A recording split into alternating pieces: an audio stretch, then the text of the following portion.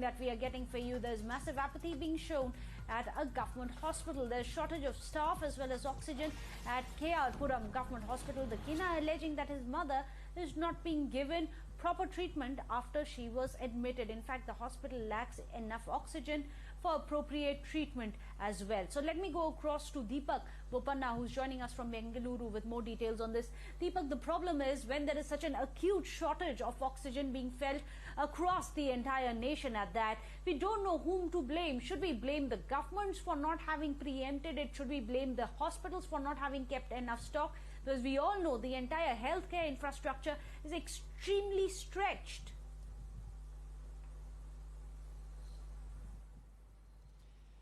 Well, definitely it is stretched. There's no doubt about that. But we've seen experts here in Karnataka, we've seen experts across the country who's predicted that at the end of February, beginning of March, there is going to be yet another wave coming, and this wave could be probably much bigger than what it was earlier.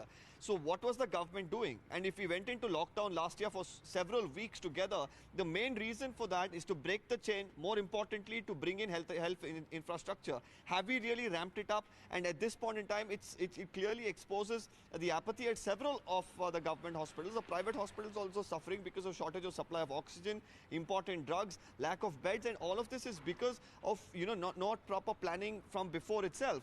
And while the government of course is saying there's a war room now that has been created for oxygen supply, but the reality is, while of course these hospitals have certain amount of oxygen which was not probably being used to the large extent that it is being right now, they are running short.